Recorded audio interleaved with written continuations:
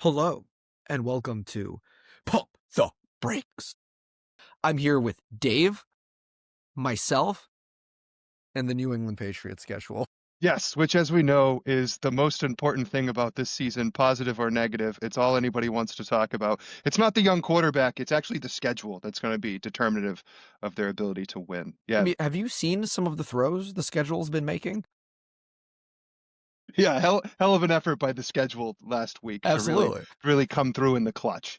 I agree. Yeah, and the schedule is just 23 years old. The sky is the limit for this schedule. Sky is the limit for the schedule. It's so ridiculous that this is what people want to talk about with this football team. Guys, the schedule doesn't matter. The schedule is easy. That's a fact. It is what it is. Enjoy the season anyways. It's not determinative of whether they can win a Super Bowl just because they played an easy schedule, all right?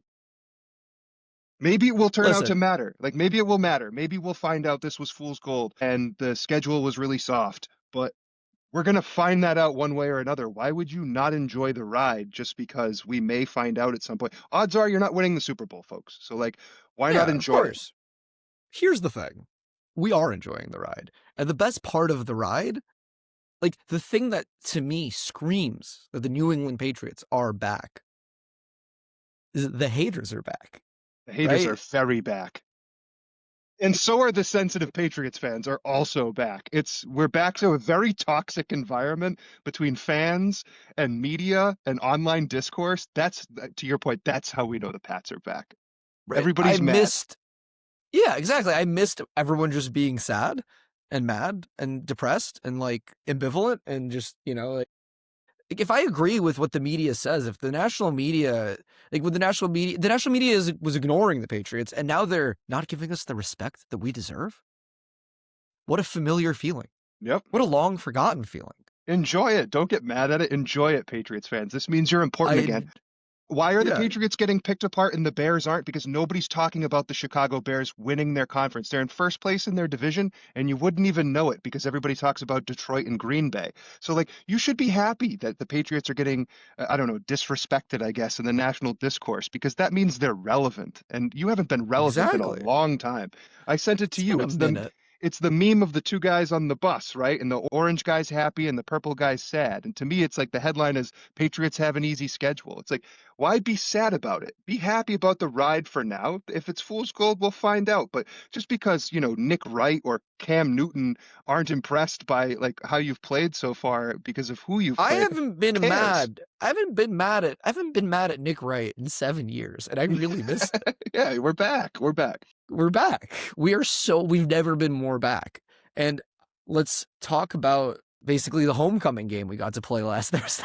Yeah, I mean, there's nothing about the Jets that the Patriots have to get right on. I guess we just always kick the shit out of them with, Yeah. some sparing exceptions the last 2 years. But, while the Patriots have seemingly found the next quarterback after Tom Brady 6 years later, the Jets are still looking for the next quarterback after Joe Namath back in the 60s and 70s. So good luck to them. This was not their time, still not their time. They'll have high expectations again and they'll suck again. All right. All right. Listen, that's enough. That's enough. Enough brake pumping. Tell me why this win over the Jets was a good thing. Tell me why it brought us back to relevance, Dave. Well, I mean, I don't know that it brought you back to relevance, but Okay. the modus operandi for the week is survive in advance, right? Just stack a win. You're coming off of a big physical victory on the road. It's a short week. You don't have a ton of time to game plan. You certainly don't have a lot of time to recuperate physically. So, go out there and take care of business. And they did. It wasn't the prettiest win. It wasn't necessarily a statement win, but you beat a team who had two straight wins, who were coming into your place in prime time wanting to play spoiler. You didn't let it happen. That's job done. I think Yeah, that's the core takeaway from the week. You beat another we bad team. Good. controlled the game. We beat them. We beat the spread. We did it in fashion. We did it in style. Look good, feel good. Name of the game. Those nor'easter, those rivals uniforms, gorgeous, I gorgeous like them. jerseys. I have one of the Drake May ones. I was skeptical at first. I think it was in the background last week. I was skeptical at first, but I saw them in person and I liked them. And so I ended up getting. But yeah, I mean, we're 9-2. To me, if we're gonna pump the brakes, I am small c concerned with the run defense. To me, Overall, this is, pretty middle of the pack defensive unit. Their passing metrics against or their metrics against the pass are not superb. They're sort of middle of the pack or a little bit below. And so you're really banking on this run defense being what stops teams. And this is 2 weeks in a row where primary ball carriers are carrying the ball at about 5 yards per carry. The Jets had the number one rush success rate in the NFL last week, in week 11. The number wasn't crazy because they're playing from behind the whole time, but efficiency wise, they sort of were able to do what they wanted to with the run. Well, but how much of that is like Justin Fields scrambling and not being caught? Yeah, so to me, the primary concern from that performance is specific to this game is quarterback runs, which are something, I've been harping on not so subtly the last few weeks. We need to see the edge play get tested on this run defense. That's how you're going to know if they can stop all sorts of comers, right? And when I say set the edge, what I mean is your outermost defensive lineman, specifically, especially in the run, but also in the pass against a mobile quarterback like this, there has to be an effort to establish outside leverage on the outermost blocker, whether that's an offensive tackle or a tight end. Your job is essentially to work as a human funnel. Nothing gets wide of me so that I can funnel it back into the middle of the field where the dearth of the defense is to actually make the play. And this team struggles pretty mightily at times with establishing or setting the edge. Do you set the edge on like so is a quarterback, but I guess I can see it like on a quarterback designed run, that would be a function of setting the edge, right? Like a RPOs, quarterback play keepers. RPOs, yeah, RPOs kept is but like I feel like some of the bigger runs that the Jets pulled off were just like Fields escaping contain and just running Right. away. Is that So setting the edge or is that something yeah. else? So there's two ways I look at quarterback runs. One is, as you mentioned, scrambles, right? Broken passing plays where things break down and the quarterback doubles back and finds some space and gets a lane and goes. In that situation, I think you have to play a quarterback like that with what's called contain. Sort of the same idea of setting the edge, but it's more about making sure your pass rush contains him on the outside as you attack the passer. And maybe you use, and they did use at times, a spy at the linebacker or safety level, a player dedicated to watching the quarterback in movement. I can live with some of the quarterback scramble stuff because that's inherent in the nature of a broken play. Is like an athletic quarterback like this is going to find a way to make a play at times when things break down. The worst ones to me are, as you said, in the designed run game, the RPOs, the quarterback keepers, the quarterback power stuff. That's where in the run game, you really need to set an edge. And we talked about the differences between the Belichick defense and this defense. The Belichick defense was about gap integrity. Gaps are the spaces in between every lineman and to the outside of the outermost lineman. In that defense, gap is owned by every gap is owned by a defender. Sometimes two gaps. If you're a nose tackle, you own both A gaps, or a linebacker might own both A gaps. So it was the core tenet was own your gap, and the rest will take care of itself on the back end. This defensive strategy is we have bigger players oftentimes on the defensive line in that Belichick strategy. This defensive strategy prefers smaller, quicker, more aggressive defensive linemen who are gap shooters, who are disruptors. The goal is to get up the field, blow up the play. And I think something inherent in that strategy is a natural sort of weakness for the edges getting exposed because these players, it either builds in bad habits or they get too aggressive. And so you'll see when you watch this team, specifically the worst offender is Caleb Von Chason, number 44. But it's him, it's Landry, it's Elijah Ponder, it's sometimes Christian Barmore who lines up on the edge. And you'll get plays where they come too far upfield on the pass, or Chason a couple times will bite really hard on a run fake and crash down on the running back. But that allows Justin Fields then to pull the ball back and run on that exposed edge because the player is no longer there. You're too aggressive. And that's how they got hurt on a couple of these designed runs. The first touchdown of the game, a designed run. Yeah. Yeah. Yeah, What and you'll see happens, quarterbacks like Josh Allen, you'll see that, quarterbacks like Lamar Jackson will take advantage of that. and it doesn't have to be hyper aggressive. I mean, in the first touchdown of the game, Fields, it's a fake handoff. He keeps it. He rolls to the right. Landry just takes one false step towards that running back, and all of a sudden, he's not in position anymore to stop a mobile quarterback as athletic as Justin Fields in the open field. And so, biting on that fake and not having sort of edge integrity allowed him to have the space to operate. And that, to me, to your point, what is the problem to me is you're going to face Baltimore and Buffalo at least one more time. It's possible you might see one of those teams a second time in the playoffs. Lamar Jackson is sort of the prototype designed run quarterback. They would test the Patriots' edges under Belichick with designed runs and Lamar Jackson. And then Allen, I mean, I was thinking back to that 2021 playoff game where it was belt to ass and Buffalo beat you by 30 points. And I didn't rewatch the game or anything, but my recollection is that part of the reason why you got your ass kicked so much was you couldn't get off the field on third down because of Josh Allen's athleticism and his ability to Mm. extend plays with his legs. And I wonder if in sort of the different from the first game we played Buffalo this year, if you see more of Allen as a runner against this Patriots team because of how they've played on the edge. Right, because it's a clear weakness, and they'll try to expose us in that front. Yeah, and can keep drives I alive. mean, is this a coaching adjustment? Is this a coaching adjustment that needs to be made? Is this like a talent issue? Is this feels to me like this is a coaching adjustment. This is a strategic adjustment, right? Yes, I think it's That they could addressable. make. Right. I think it's addressable in terms of your strategy. Part of the problem is also your personnel, right? And so your scheme informs your personnel informs your ability to execute. And so part of the problem is you have a scheme that's designed to have these sort of lighter, faster, gap shooting defensive ends or edge players like a Chason, like a Landry. And so to an extent, there's only so much you can do with your personnel. But there can be greater discipline. Like, hey, listen, you have to set the edge here in the run, or if we play Lamar Jackson, your job is not to sack him at all costs. Your job is to contain him at all costs. Let's play Lamar Jackson as a pocket passer. Let's force him to be a pocket passer. Yeah. Yeah, Let's exactly. essentially funnel him into the pocket and don't let him beat you with his legs. That's something I was surprised they didn't do more of with Fields, but I don't think they really respected the Jets offense in any way, which, a little stupid, but Fair, but also entirely reasonable. yeah. Yeah. And, you do have good players to fill in the run at the second level. We've complimented the linebacking core before in Spillane. I think the safeties and rewatching this game popped to me in the run game. Hawkins and Woodson both are very willing tacklers, and they played well in the run as well. So I'm not out on the run defense, but I am small c concerned that we're seeing some cracks in that foundation, and that's what's Yeah, listen, carrying you. and we're regressing from historical great to like pretty good, but we're gonna need to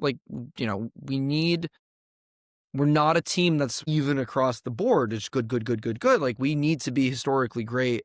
Like what's currently carrying this flawed team is the fact that the rush defense was playing at a historically high level. That Drake Agreed. May is playing at a historically high level. We can't afford to be meh and good. We're going to be a bit meh here and there. We need to be great on the other places for it to balance out. Agreed, because I think that the passing defense has left a little bit to be desired so far this year, both from a pressure standpoint and a coverage standpoint. There's just too many. If we played anyone but the Jets and Adonai Mitchell, this would not have gone well No, I mean, this wasn't a good Christian Gonzalez game, in my opinion. It felt like multiple at times he all. was beat by Adonai Mitchell, who thank God has frying pans for hands and can't catch a cold because I mean, truly terrible, but he had him beat a couple of times. The He had pressure him rate. beat and either Fields threw it poorly or he dropped it. Right. It was a combat. Listen, the end of the day with this game, to me, really, the Jets jetsed the hell out of this game. I mean, so many penalty yards, incredibly untimely penalties from their perspective. They dropped an interception at one point. Essentially, they had missed throws, they had dropped passes. The Jets this game up. But in the pass game, like they got pressure, which was good, but I think that's also sort of indicative of the quarterback you're playing. Justin Fields doesn't read the Yeah. field very well, so you're going to have opportunities to get to him. On the flip side, Right. We're not just breaking through and disrupting a play. It's just the quarterback sucks, so we have time to get to him. right. Yeah, and on the flip side, you really want to finish more with a guy like him and get the sacks because he has the ability to extend the plays, break plays open, and get big gains on his feet, which he did at times. So I would have liked to see them get home a little bit more. They also don't turn the ball over a lot with this defense. They sort of butt fumbled one to us in this game, but in terms of just general turnover forced, it's not at a very high rate. I think you're going to miss Milton Williams though in this passing game. He was your best defensive player so far this year and a great pass rusher. I think, Durden and Tonga can sort of carry the load in the run game. They've been good, solid players. Barmore's going to have to step up in the pass game. He's been good in the pass game. I don't think he's been great he wasn't very good in the run game, in my opinion, in this game, but he can carry some of that load in the pass rush. So it'll be important for him to step up as well in Yeah, Williams' maybe absence. maybe Jennings steps up. Maybe Tonga's gonna get more reps. Yep. You Ponder. just we just yeah, just gonna want to see these guys, make a difference. But ultimately, there's not All a right, ton. I mean, well, there's not a ton to take away from this Jets game because this Jets team is just pretty bad, you know?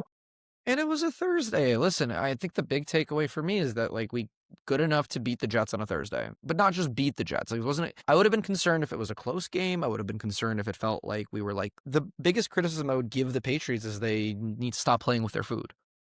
100%, dude. That's something that was a note that I've made to myself internally. The last 3 weeks really is like finish a team, put a team away. You have some of these drives in like the third quarter, early fourth quarter, where it's like if you just score a touchdown here, you start the buses, and they're letting these teams hang in these games. And you can do that with the Jets. You almost couldn't do it with the Falcons or the Buccaneers. One of these teams, they're gonna get you between the slow start and the inability to just step on their neck. It's Right. bound to catch up to you. That's not going to work with a Buffalo or a Baltimore or even an Indianapolis. Might work. I mean, might not even work with the Broncos. I mean, that's just it's good, well coached teams. If you don't put them out of their misery, they'll kill you. Yeah, you can't leave They'll the get door up and open they'll for good scratch your teams. eyes out. Yeah. Yeah. So All that's right. that's got to change. Okay. All right. That's okay. Enough cold water. Tell me about why Drake May is the MVP. I mean, to me, this was his best game in weeks, and that's saying something because I don't think he's had bad games, but this was his best game in weeks. I don't even think the statistics really do it a ton of justice. No, ton of drop passes. The fuck Yeah, there happened are with Diggs? a couple of Diggs drops. There was that incredible effort by the defender on the Hollins deep ball late, which was a beautiful throw that would have been, would have added significantly to his statistical output for the game. But he was good against man. He was good against zone. I felt like he was in total command in the pocket, and give the opponent is the opponent, but nonetheless, he didn't have to leave the pocket a lot. It didn't feel like there was that incredible play that he rolled out to the right and found Diggs, sort of a Mahomesian pass that was really something to watch. That whole drive that I think ended in the Henderson touchdown catch was quite something. I agree. I was actually reviewing that catch before this game. If we have time, I would like if we're. I was thinking of doing like a Michael's drive of the week segment, and it's Yeah, that exact drive. It's that yeah, exact drive in like 12 minutes in the third quarter, where it was just two amazing passes followed by finding Henderson in the end zone. yeah. I think it just exemplifies everything that makes Drake May great. You see it pre-snap. He makes the correct pre-snap read. He adjusts the protection, takes his time. He's patient in the pocket. He steps up. And he hits these guys in stride. He hits them exactly where he lobs it over. He puts it over a zone defender into this guy's hands. It's just so beautiful to see a quarterback, man. It's just kind of great. Yeah, I mean, one of the takeaways from me this week, because they're not hyper focused on the opponent given their quality, is just like the command of this offense that Drake May has at such an early stage in his relationship with Josh McDaniels and also his career generally. But one of my concerns coming into the year, or at least an open question, was, is this square peg round hole? This is a notoriously, I wouldn't say difficult offense, but it's complex. It puts a lot on the quarterback's shoulders, and it puts a lot on the pass Notoriously catchers. complex offense, Yeah. but it also gives them a lot of tools if they can master it. Right? It's like, yeah. And week one, it really did look like a square peg round hole. Like week one was terrifying from that regard. Yeah, and I mean, May hasn't played a ton of football. He played in a very rudimentary offense in college. He was into the West Coast offense under Alex Van Pelt, which is totally different. It's much more of a this is what we do and we do it offense. And this is completely different. And I think it's a good opportunity to talk about some of the things that, to your point, makes the McDaniels offense really special and unique. One of those is his command at the line of scrimmage. The quarterback is responsible for calling out the protection, adjusting the protection. There's some content creators I saw highlight his command of the line of scrimmage this week because you could audibly hear it during the game. Not just pointing out the Mike linebacker, but pointing out outside rushers so the tight end knows to stay in, or sort of audibling the protection so that the running back knows who he's to pick up on blitz pickup. And so he's helping tell his offensive line, his running back, his tight end, who needs to block what based on what he's seeing pre-snap. And that's huge advantage for the offense, to have that sort of command from the central player in it. He's done a great job with that. Some of the other things that this offense does that's unique, the way, again, not to, harp on Belichick, but to liken it to the conversation or the description of the Belichick defense as a matchup defense, that it's malleable to the personnel and the opponent. This is a matchup offense. McDaniels does a really good job of melding the available personnel that he has into his offensive system. The Brady offense isn't the Cam Newton offense, isn't the Mac Jones offense, isn't the Drake May offense. There's subtle differences based on not just the quarterback, but the ancillary pieces that they have to work with as well, which is something that makes this system so dangerous to opponents. They will, it's the ability to adjust game to game, but also play to play. They have their wide receivers run a lot of option routes. So the idea is the receiver runs to their stem, and where they decide in their route which way to go, they have an option to go one of multiple different ways based on how they read the defender defending them in real time. And so the idea behind that is, if my pass catcher reads the defense correctly in real time post snap, and my quarterback reads the defense correctly post snap, you're going to win every time in theory, because you're going to find the hole in the defense. It's why I think you see Stephon Diggs have so much success in this system, both in Buffalo and here, is he's a heady player. He's an intelligent receiver. He knows how to find the soft spot in a zone. You see him all the time on third down in some soft spot in a zone, open for a conversion. And it's because he has an ability to make those sight adjustments mid-play, choose the correct option, get himself open for his quarterback. Right. He's no longer the physical specimen that he was at 20 and in his mid-20s. He's really winning because of his intelligence. Yeah, and he's always had to do that to an extent. No one's ever going to confuse him with Tyreek Hill or with Calvin Johnson. He had to win with intelligence and route running and picking his spots, and it works out perfectly in this offense and with a young quarterback to have a receiver of that intelligence. They don't run a typical route tree, as I understand it as well. It's not like you run a 6 and you run a 7 and you run a 9. They run It's combinations. options. Right. It's options and it's combinations. And so what the combinations allow you to do is you can run the same play from any different formation with the combination, but you can also run different plays within the same formation by changing your combination. And so it's this sort of masterful use of formations as window dressing to constantly keep the defense on their heels. Yeah. Right, and that's what makes it so complex and difficult to master, right? It's why you see someone like a Kyle Williams constantly making the wrong read.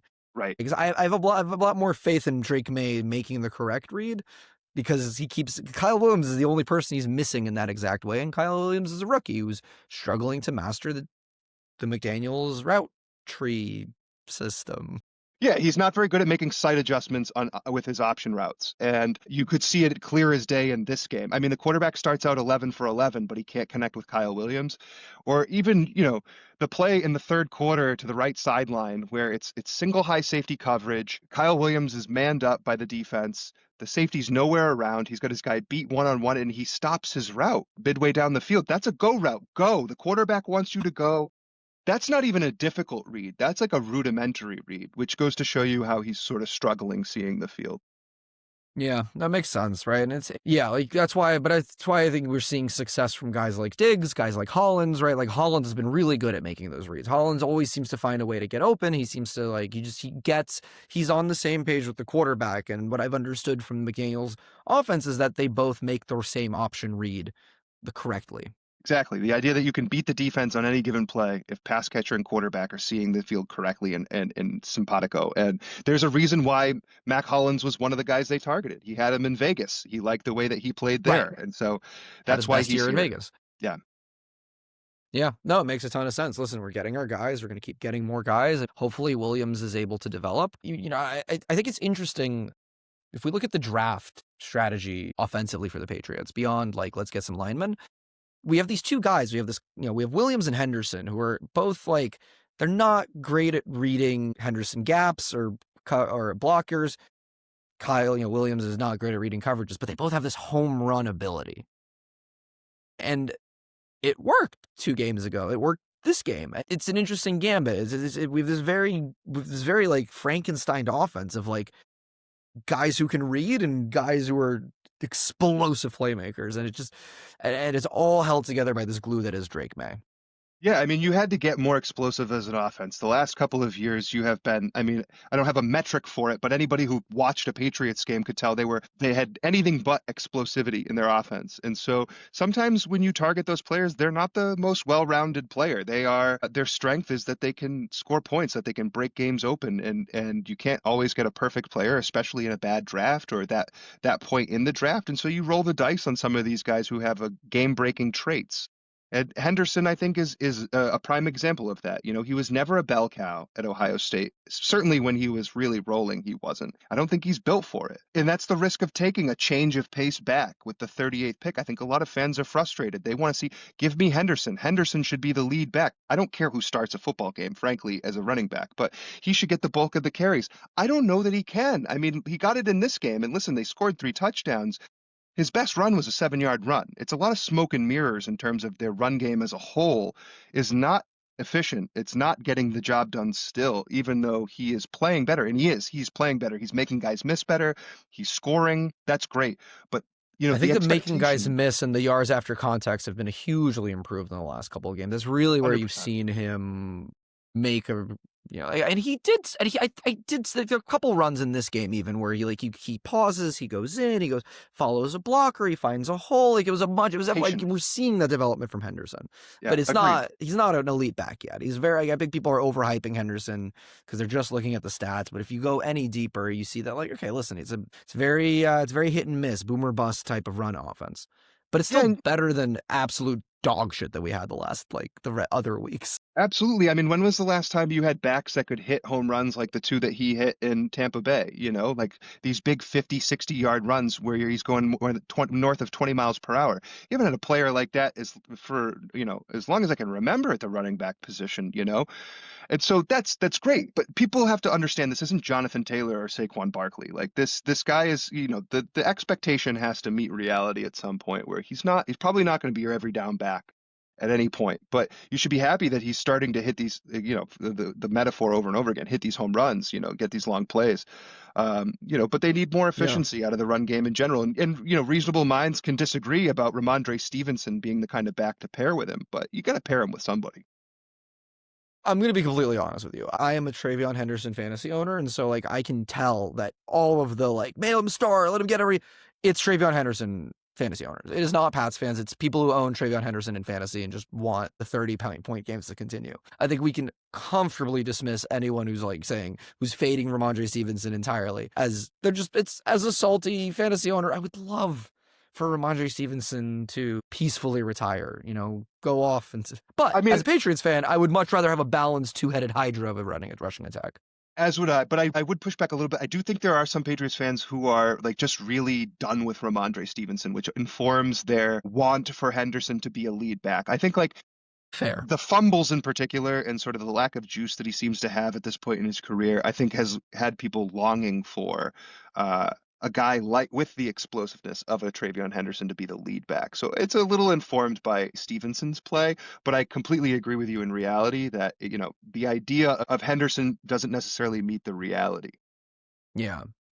And listen, while we're talking about the run game, I think people are overhyping the offensive line play from the trauma of yes, they're better than last year. A ham sandwich would be better than what the Patriots had last year. A turnstile would put up more resistance than what the Yes. Patriots had last year. Cheese without holes versus Swiss cheese would be better than the Patriots offensive line last year. And you're right, they're like 26th or something in pressure rate allowed. Like they're still letting this quarterback get pressured at a ridiculously high rate. It wasn't as bad in this game. It was sub 40, I think, which is better. Um, but you know, it Better, but it's was also like the Jets without Quinnen Williams. right. Take the opponent for what it's worth. I agree. Yeah, I mean, for what it is worth, it was a really great game from Jared Wilson, the rookie left guard. He performed really well in this game, so that's good. It's that 2 point stance.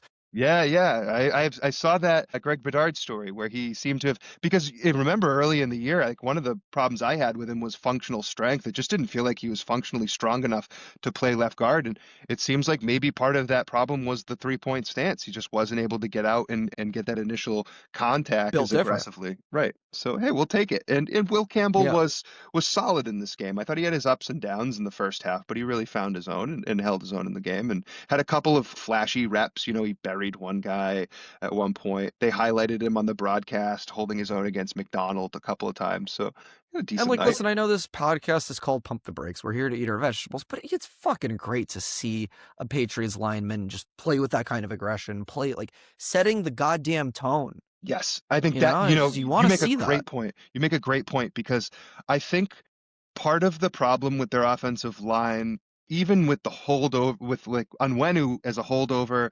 Bradbury as a center who was brought in, they don't have what football people call glass eaters on the offensive line. They don't have tone setters. And Will Campbell, for all his faults, brings a tone, a nastiness to play. You have to have a Yeah, nastiness to play offensive line. You're smashing your effing forehead into a 300-pound man down after down after yeah, down. You have to be nasty. You have to be a little crazy to play offensive line yeah. at the NFL level, and he brings that. And he plays like he's there to die for Drake May. I don't think he was exaggerating or speaking out of turn when we drafted him. And he's like, I will die for this man. I think that's how he plays. That's what he's shown up, and every day he goes out there and he's there to kill. I agree. I And don't I he don't have a killed. lot of He did kill a couple of guys. I don't have a lot negative to say about Will Campbell generally this year. I mean, he is always going to be who he is from a measurable standpoint, but he's given you solid left tackle play. And for where you were at and for where that free agent market was for tackles, this was one of the best outcomes I think you could have so These guys far. don't grow on trees, and we got a solid left tackle. I don't care if this guy. I don't care if he's an All Pro, a perennial. I would like for him to be a perennial Pro Bowler. Feels like a nice minimum, but like I don't. Like, it's fine that he's not Penei Sewell. We needed a left tackle. We needed someone to anchor it. We needed a guy, and we got a guy. I think we should be. I think Patriots. I think we. There are limits to our greed and dissatisfaction. And I think Will Campbell is an excellent example of just be fucking happy. Just take the W. Just he's good. Like Yeah. if he was a turnstile, if he was getting like if he literally was like a T-Rex out there, fine. But he's playing solidly for a rookie. He's playing solidly, decently for he has anchored the left side of the line. And I think it's extra impressive considering that the guy next to him is another rookie. Yeah, they're like 21 and 22-year-olds, and you got a 23-year-old quarterback. And Vrabel pointed out, I got to remind myself that I got three kids younger than my youngest son on the left side of this offense and at quarterback. But, Yeah. yeah, to your point, you should be satisfied with it because also this offensive line is a total work in progress long term. I mean, the entire from center rightward, it might not be here in 2 years. Moses is old. We've talked about Onwenu's problems and his salary, and Bradbury is sort of this band-aid at center. And so, like, you're probably going into this draft looking to add two offensive linemen again. So the fact that Yeah. you're getting solid play out of a flawed but more than passable rookie left tackle with, Yeah. when I think relying on the 2 years from quarterback. now, right. I think 2 years from now is when you're gonna because you're gonna want to draft a true left guard, probably someone who can play right guard, and probably a true right tackle in the next draft. You're gonna want to see them develop over the next year, and then you're gonna want to go into year 3 with Jared Wilson at center, Will Campbell at left tackle, and 3 new guys. And that's gonna be the core that wins you probably the third Super Bowl.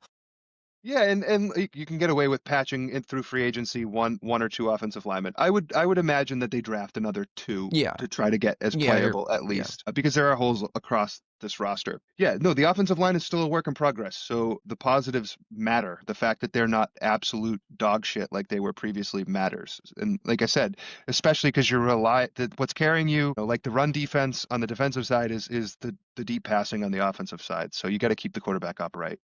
Yeah. You got to keep them upright. No, I mean, and May has done a good job of calling out, shifting them in the right direction, calling out like he's doing things that are he's playing at an elite level both pre-snap and post-snap, and it's just beautiful to see. Agreed. You All gotta right, hope that it Dave. keeps up.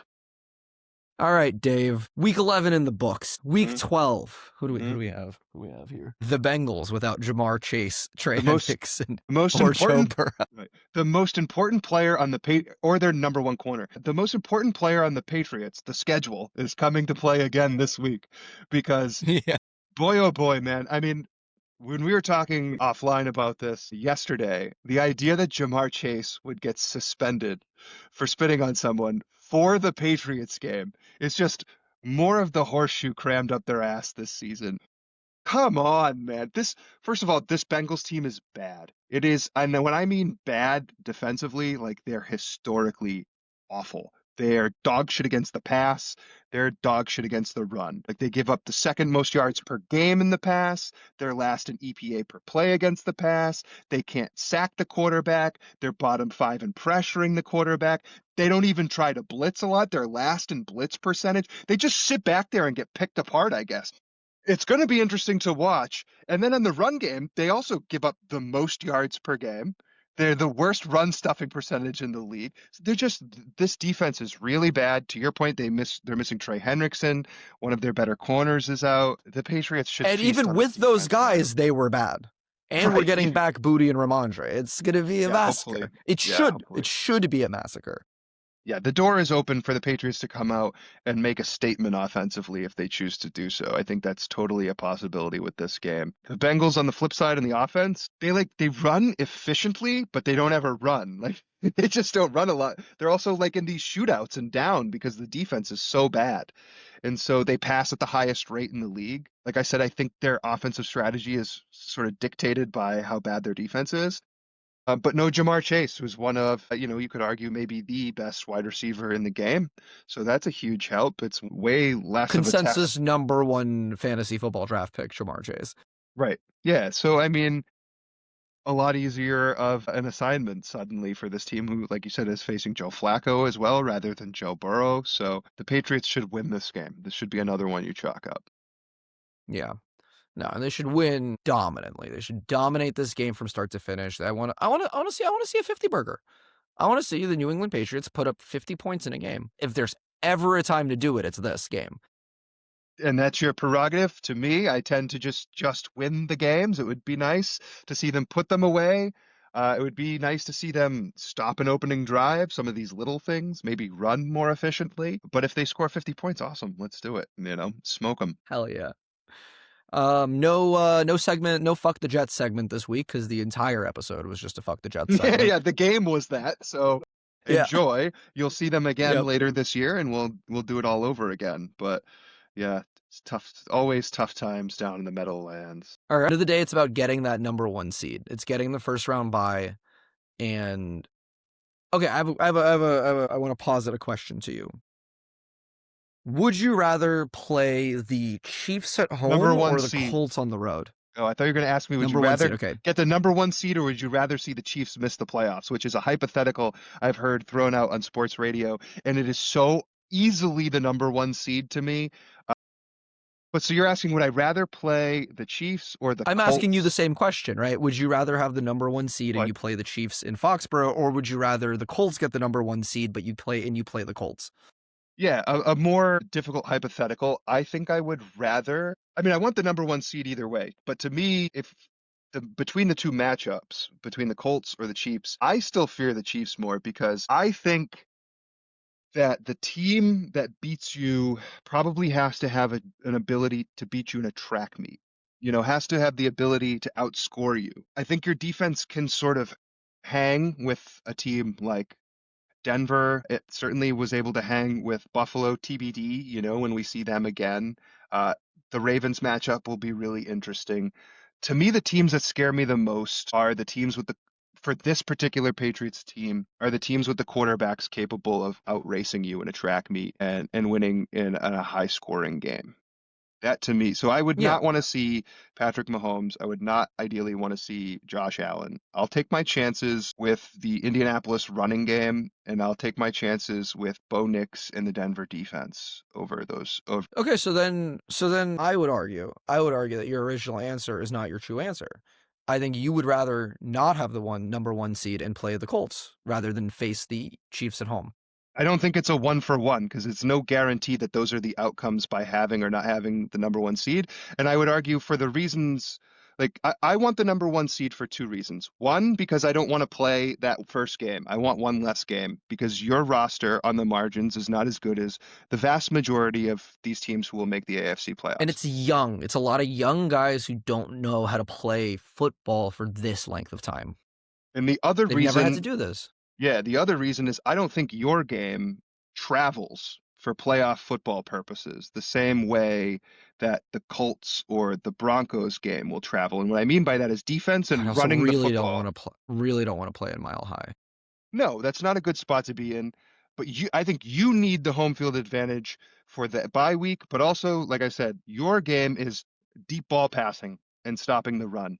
That doesn't really travel on the road all that well. What travels is defense and running the ball more than anything. And so the Colts, in my opinion, don't need home field advantage like you do. The Broncos don't need home field advantage like you do because their game translates Yeah. to tough road football. The polite thing would be for them to just give it to us. Yes, for the Broncos to lose, for our opponents, because, well, the schedule needs to keep doing us favors and making sure that we win games despite how bad MVP we right are. here. It's fake, according to everybody. They're not real. You're looking at the MVP of the league this year. Yeah, they're definitely not Drake May.